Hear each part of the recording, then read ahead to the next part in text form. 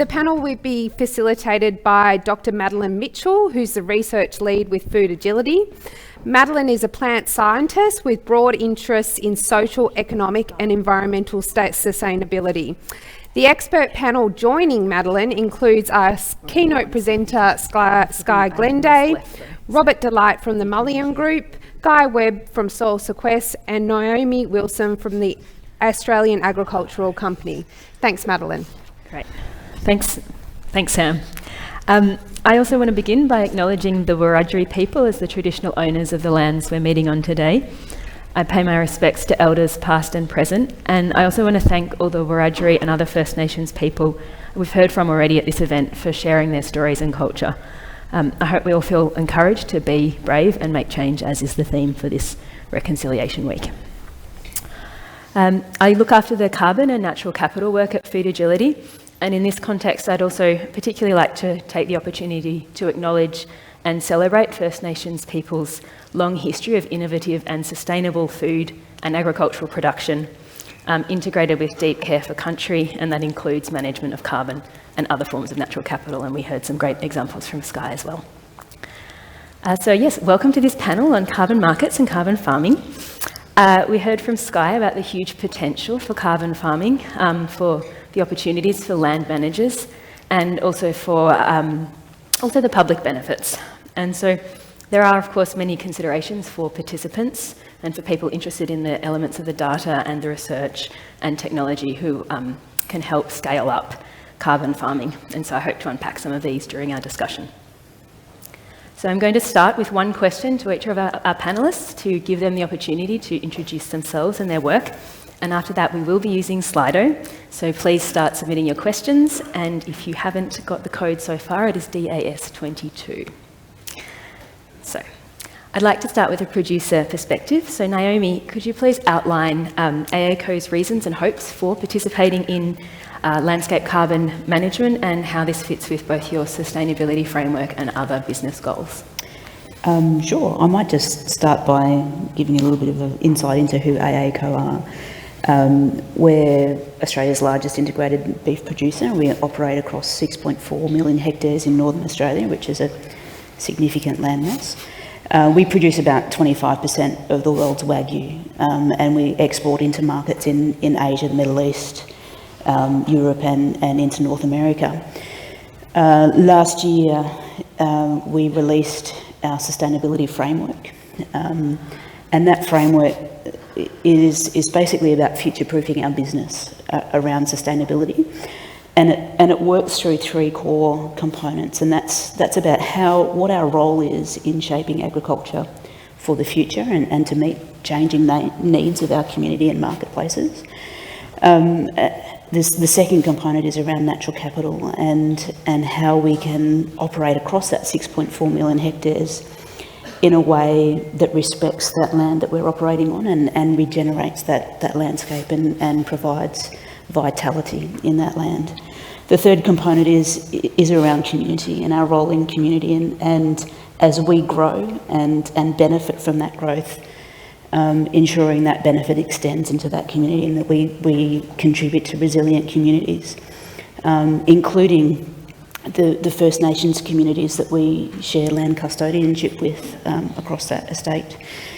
Climate action is a really fundamental component of that strategy for us, and it's a significant issue for our customers and the marketplace that we're operating in, and the community more broadly. We're taking action around climate and carbon on a range of fronts. One is around methane abatement with an Asparagopsis trial. But another significant one for us is looking at carbon in the landscape and both that opportunity for our business, but also how that then connects more broadly to an aspiration of being nature positive. So we see carbon as being fundamental in driving that nature positive outcome, both to address our emissions profile, but also to provide additional revenue streams for our business. Great, thank you. Yeah, I'm very impressed with the holistic approach that AACo is taking, and it's really great to hear about those benefits extending to community, as has come up numerous times during this summit so far. Okay, so Guy, let's get a bit practical. Let's talk about the how of carbon sequestration. We've heard a bit about the why from the producer's point of view. So you're involved in developing soil and carbon sequestration systems and microbial technology for cropping and grazing sectors. And that's both with the not-for-profit research institute SoilCQuest and the tech developer LoanBio. So could you tell us a bit about the role that carbon sequestration technology plays in developing emerging scalable carbon markets, and in particular soil carbon markets? Yep, thanks Madeline. I guess you've probably got to go back to to calibrate ourselves of why the carbon market even exists in the first place. So that's the datum point that we need to keep thinking back to. And that, of course, is to do something about climate change, to pull carbon out of the air and make a difference to the CO2 ppm in our atmosphere. So to do that, you need to have supportive markets to incentivise farmers' financial signals to adopt ways that we might be able to sequester carbon. And of course, there's a drop-down menu of many ways we can do that. But we need to understand that at a great depth to support a market in carbon. We need to understand how to grow carbon in the same way of our business is to grow a loaf of bread. We need to know how to grow a tonne of wheat. And obviously in the development of the wheat market, there's been lots of research in how we do that in the best way. So in that same context, it's the same with the carbon market. We need to actually really dig down deeply into how does carbon get sequestered in agricultural systems. And that's what we've been doing over the last few years of doing just that, looking at the biological mechanism for carbon sequestration and trying to tease that apart. It's a microbial biological mechanism that's at play for carbon sequestration. It's a biological process between microbes and plants and the soil. So we dig and delve in that space so that we can create a predictable way to sequester carbon. So for any change of practice or right through to a personal habit, you need 4 things to happen. You need to make it really obvious so that you go, okay, I see clearly what's going on here. You need to make it attractive so that they go, well, actually there's something in it for me. You need to make it really easy, so you go, okay, it's not too hard for me to step into this. And when that process has happened at the end of that game, it needs to be satisfying. So, you know, you get financially rewarded, or your health of your soil is better, your systems are better. If you can tick all 4 of those boxes, and so we use that as our sort of scaffolding of thinking around how do we get adoption, because getting back to the datum point of trying to do something about climate change, I don't have to tell anyone in this room, I don't think, of the challenge that's ahead of us. It is a really big challenge. It gives you that icky feeling in the stomach when you think about it too hard sometimes, I think. Particularly if you've just read an IPCC report or something. And it's easier to put our hands over our ears and go, la, la, la, nothing too much happening here. The weather's nice today. But the reality of the context is we actually do need to do things at scale, at speed, immediately, act as if it's an emergency, because it actually is. It's a slow-moving car accident that we need to actually do something about. So in that broader data point context of climate change, the technologies and the understanding of the sequestration event in itself has to be put under the microscope and thought about how it's going to get adopted at speed, at scale. And that's sort of the context of trying to develop technologies that farmers can go, okay, it's obvious to me, it's attractive, it's actually easy to adopt, and hey, it's really satisfying. I get financial reward from this and makes my farm better. Great. Thank you. It's really good to hear about adoption being such a strong focus again, given conversation so far. And I suspect we might have some more questions about some of the details of that in the question time. Rob, let's talk a little bit about the support available for measuring and monitoring carbon sequestration and emissions. And Skye spoke a bit about the importance of information leading to insight, and you've also spoken about the importance of building systems, not tools, for estimating carbon. Could you please introduce yourself and describe how Flint Pro is contributing. It's a little bit tricky, that one. And what the potential benefits are for carbon market participants. Yeah, sure. It's thanks, Maddie. And I've noticed quite a few people stumble over Flint Pro. I do it myself, but hopefully by repetition everyone will learn it. I think starting at the same point is stepping back to, I think, where we've come from with Mullion Group and Flint Pro to kind of understand where we're coming at with the systematic concept and the system. So our story is similar to Skye's. The majority of us in the Mullion Group, in the founders and the initial staff, began our careers in climate change with the Department of Climate Change or the Australian Greenhouse Office in government. For us specifically, we were working around the land sector follow greenhouse gas reporting under Australia's National Greenhouse Gas Inventory, and so that was under the UNFCCC and Kyoto Protocol. For Australia, the follow sectors really important source of emissions, but also sink, and so it was something that was really important under the Kyoto Protocol. And Australia invested a lot in developing a systematic approach to do that, quite a lot more than other countries, mainly because of the importance and the complexity of Australia's land sector. So the staff were sort of working on the development of that system, which involved bringing together data from disparate sources, bringing together the research community and doing that fundamental research to build that systematic approach where you could integrate your remote sensing products, your ground-based data, your management information, and use that for policy and reporting. So in 2014, we formed Mullion Group, and we took sort of that core software development capability and some of that science and policy and development capacity and started Mullion Group with the idea that we'd be working a lot with supporting developing country partners to build the kind of systems so that they could do the same thing underneath things like the REDD+ landscape. So we started doing that, building the software platform open source called Flint. And pretty soon we started to pivot that. So an open source software is really great, but it's still technically challenging to implement. You still need a lot of technical capacity, software development skills to build on that. So that's where we pivoted into Flint Pro, which is building a full system around that, allowing that data to come in, be managed in an online system, the processing, visualization and reporting all occurring through that one systematic approach. We built that in a modular way so that it could support different modelling directions, so internationally and also domestically in terms of the models and data that would be brought forward.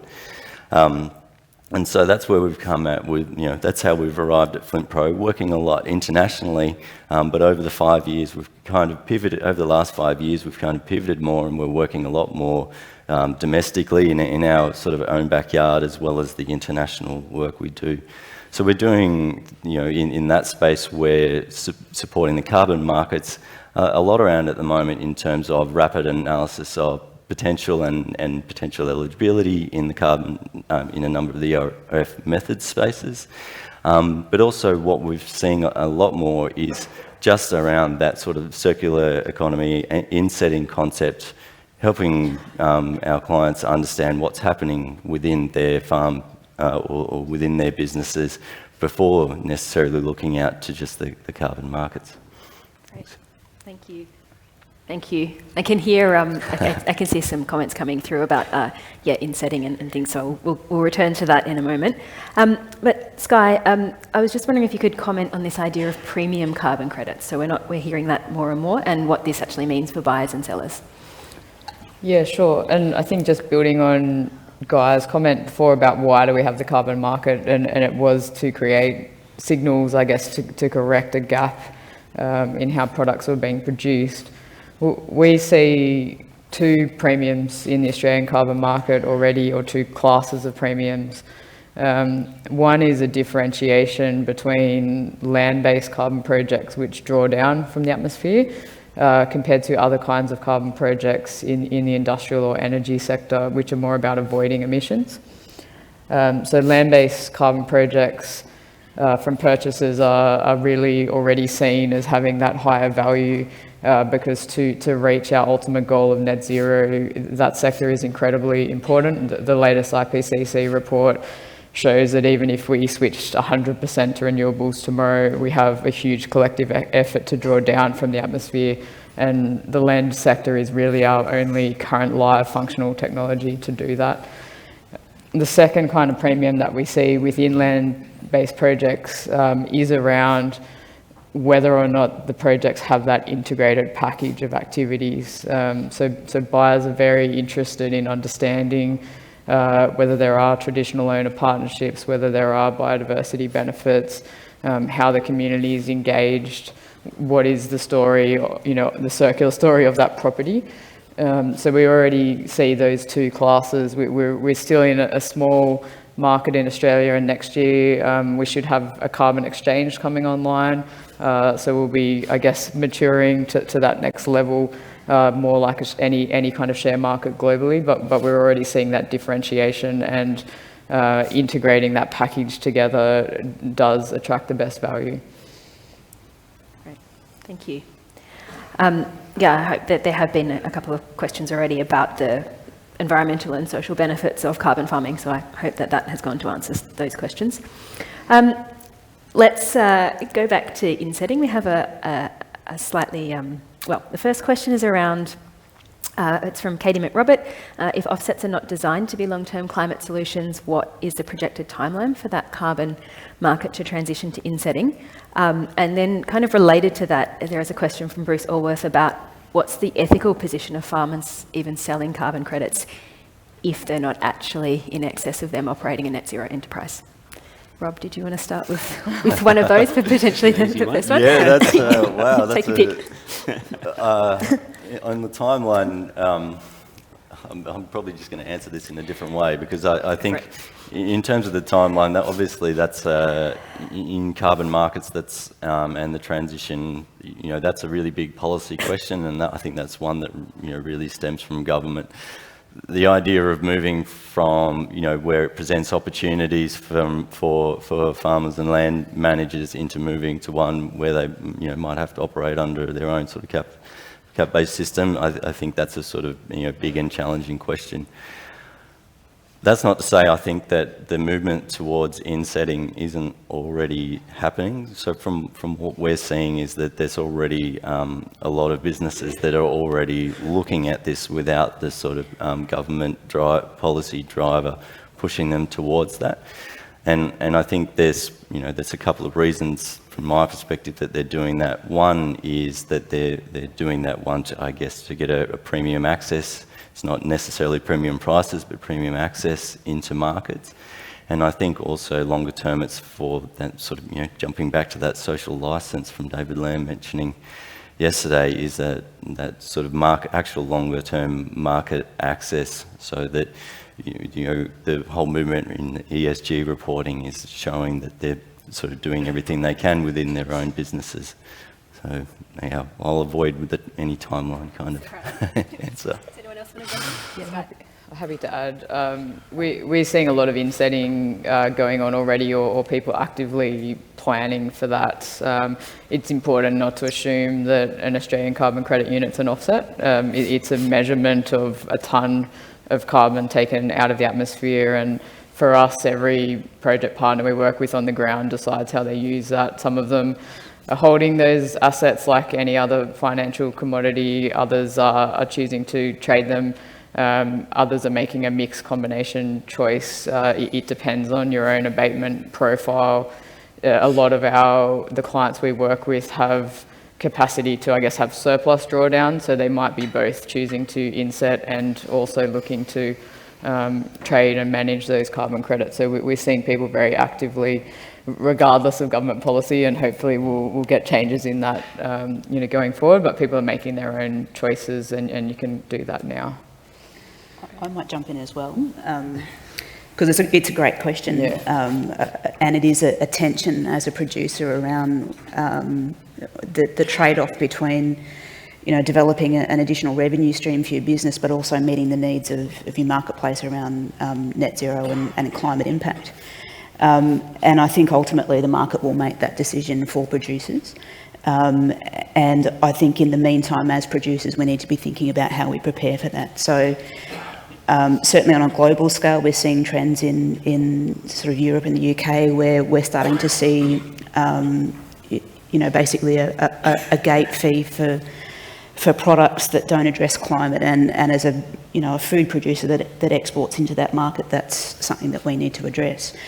Even locally, in the beef industry, so processors are looking back down their supply chain and wanting to know that the producers that they're buying from are doing that are producing that product in a way that is addressing concerns around climate and nature. So for the ag industry generally, I think we're going to have to start to have a much more sophisticated understanding of that balance between insetting and addressing our own climate impact, and then what's left from that, and maximising that carbon generation so that you can actually have both of those components in your business and do that in a way that then stands up in terms of ethics. Yeah, go for it, Guy. Yeah, I'd like just to add a practical twist to it, I guess, is in the context of the carbon market, it's very easy for it to move to a commodity that all of a sudden becomes like a share or something that you're selling and trading, and the market takes over the business of it. But you've got to, again, recalibrate yourself back to that datum point of why the carbon market exists. And in physical reality, there's only so much carbon sequestration that can happen out in the landscape. Like it's immense, as Skye mentioned. It is huge, but it is limited. So if you plant a hectare of trees, you can't replant that hectare of trees to sequester that carbon. So you need to think broadly in terms of if I planted a hectare of trees or increase my soil carbon, and that becomes a carbon credit that gets sold to someone who is permitted to continue to emit, and it's not a strong enough market signal to curtail that emission, then the atmosphere goes, well, it hasn't made any difference to me. I'm still at the same ppm, and you're running out of space. Every time that happens, you run out of opportunity out in the landscape to do that at scale, at speed. And I think that's always a context that the market needs to think about so that you don't get perverse outcomes. No, that's great. Actually, that kind of links to a question that has been partially covered, but let's just get really clear on what we're talking about when we talk about carbon sequestration and carbon credits. So Skye mentioned that it's not just about selling that as an offset, and then Guy, you were talking about this tonne of carbon in trees. So the question from Brent Kaiser is, who actually owns that sequestered carbon?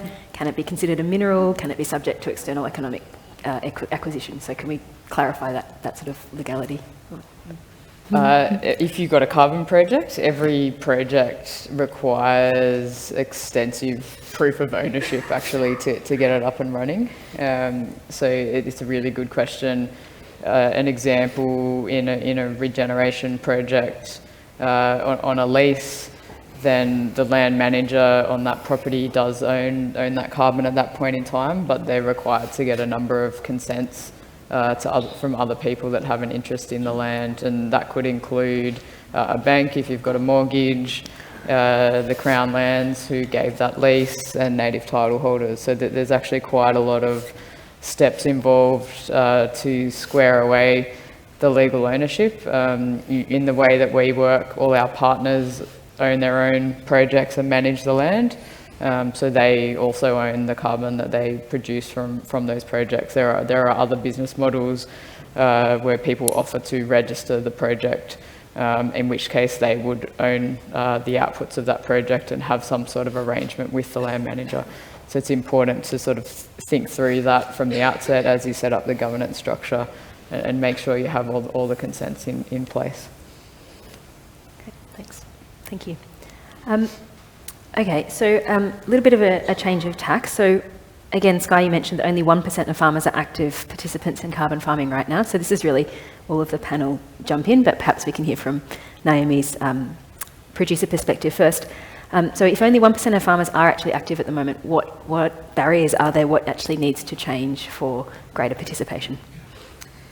It comes from a number of angles. So I'm taking a perspective of a producer in Northern Australia. For us in Northern Australia, the most significant barrier is a lack of data and knowledge around where and how carbon can be sequestered in that landscape and what it is you need to do as a management activity to actually drive that change. So we can't actually make reliable decisions as a business at this point in time about where to invest in that landscape to drive that carbon sequestration, because the data's not there to support that decision-making process. So that's a significant barrier. The other barrier is around cost. So we operate across 6.4 million hectares, and if you take the average cost of $20 a hectare for carbon testing for soil, that's $128 million to baseline our entire estate, and so that's a significant barrier for us. So working on developing systems and resources that help reduce that cost barrier is going to be really important. I'd say the other component is around capacity. And the ag sector really needs to start to build its capacity to understand carbon and carbon markets in the same way that it builds its capacity around other commodities that it produces and other assets that it manages in the landscape. That lack of capacity within producers themselves is the other significant barrier that I see. Does anyone else want to jump in there? I thought maybe a couple of perspectives on it for me as well is, one is it's 1% of farmers or landholders, they tend to be much larger land holdings, and so there's, I guess, a question around there about the opportunity costs, and so that's bringing in that whole cost question around, you've got the value of the land for other production systems versus the value of the land for carbon sequestration, and so a number of the methods sort of have that sort of trade-off. So there is a significant expense in actually developing a project. It's quite technical and complicated, and takes a team of people to do that. So the ability to enter the market, one from the opportunity cost side of things, that's a restriction. I guess things like that can change. One is the increase in carbon, the value of the carbon, and so that brings in more land and more opportunity to enter for more marginal opportunity costs. But also, I think for me, looking at it in terms of the ability to try and upscale, because the ERF methodologies are so heavily dependent on measurement at the moment, it is very expensive. So there's only limited methods like the most recent soil method, which has a model measure, so you can reduce some of those costs by using models to offset some of that measurement cost. So there's opportunity there, I think. Great. In that same vein, I think that making it a predictable carbon sequestration event that you can put on a spreadsheet and analyse the economics of it all, what's the cost-benefit ratio, and the risk of it happening for you, so it can manifest as on your spreadsheet. And that's what interests us in what we're up to, is this ability to introduce a very easy technology for farmers, and the farming landscape is kind of running out of ideas of how they can sequester carbon. It's not an easy space to sequester carbon in annualised crops, and that's again why we're really interested in this technology, being able to easily adopt. So it's just a seed treatment, and we can orchestrate a predictable carbon sequestration event, looking at our range of glasshouse trials right through to small plot trials. We look at it as sort of a matrix between rainfall, soil type and crop type, and we can sort of get a look-up table for farmers to say, righto, I'm in 500 mil rainfall, I'm growing a wheat canola pulse rotation on black soil or something, and you can actually look that up, see what the small plot trials tell you. So, okay, it's going to be within this range, I can sequester this much carbon using this technology, and therefore I can actually start putting some economics to it. How much it's going to cost me to baseline, what sort of markets do I want to enter into it, the inset, offset, voluntary or otherwise. So getting the technology piece right allows us entry into the market, and allows us to manage it a lot more predictably. Mm-hmm. Great. Good. Maybe just to slightly reiterate Rob's point on price there as well, that we have seen a change in carbon price over the last 12 months, and before then really the only viable projects were in lower cost land with lower productivity, more extensive agriculture, because the carbon price couldn't support the capital costs of projects in higher productivity land. So we are starting to see that transition now. Things like plantings projects or some of the soil management practice changes, aside from just the baselining costs, they're much more capital intensive to implement the practice change at the start. So we're really seeing that start to transition, and not to hammer home on it, but integration is the other. Once we get the new integrated farm method, that's been a really big barrier, particularly on smaller land parcels, but on any parcel that can undertake multiple kinds of carbon reduction activity. If you've got to pay audit and baselining costs as well as implementation costs on every different activity as an individual project, then there's an automatic barrier to participation. If we can put those together, that will be a really major step change to go forward. Also, I think there's probably a fair way to go with education and potentially culture out there in the landscape too. You ask a lot of farmers what they know about carbon farming, and I've given a lot of presentations through the Central West and asked that very question, and please raise your hands who's actually done some education into carbon farming on their farms.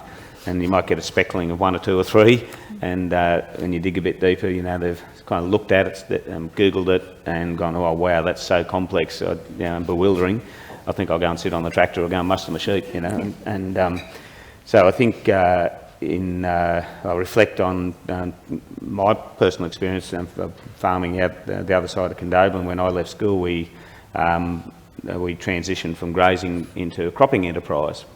So taking on that new enterprise, there's all this hard and soft infrastructure in the township of Condobolin. At the time, you could go to all the people that you need to talk to implement the new farming system. And first year out of the blocks, we put in 1,000 acres of wheat. Never done it before because we had all that support. You could walk down the main street of Condobolin today and you wouldn't find anyone who knew anything about carbon farming. There's no soft infrastructure there. They have to get on Google and work out who should they be talking to that they can trust. So that source of truth and that cultural piece where it becomes more the DNA of the industry, that this is just a normal thing we do. We all do this carbon farming thing because we have transparency and we understand it. That's yet to evolve, I think, out there in the landscape. Yeah, great.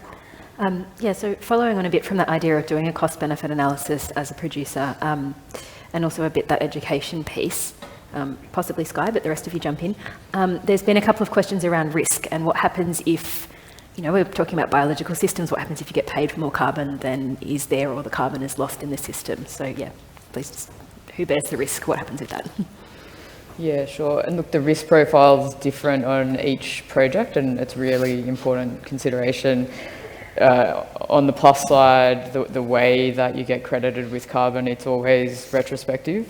So you'll get awarded credits for what's already been stored in soil carbon. That's sort of a proven measurement showing that the carbon's there in the vegetation. That's showing that the vegetation has grown in the landscape over that time frame. There's a number of different mitigants in the way that the legislation's designed, and it does, if you had a loss event, I guess, and it depends on the cause of that. If it's human cause and you've changed your management practice, then that is a liability of the person who's chosen to participate in the project.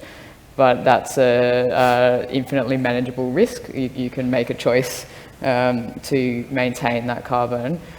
If it's to do with a natural disturbance, then it's aligned with how Australia accounts internationally, and we are not liable to the international community in our targets if there's a natural disturbance event that we could not manage.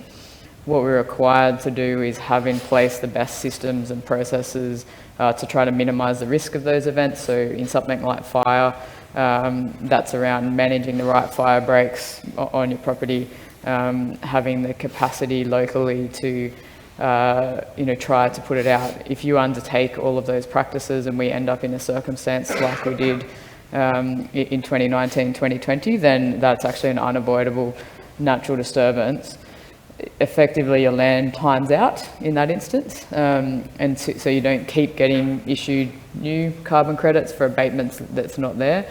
The land needs to regenerate to where it was before the natural disturbance occurred on your property, and then you can start participating in the generation of carbon credits again. So there's some risk protection mechanisms in there, I guess, so that you don't take a hit and have to give credits back when there's natural disturbance events outside your control. But there's also the preservation to ensure that we're not issuing new credits for abatement that's not there.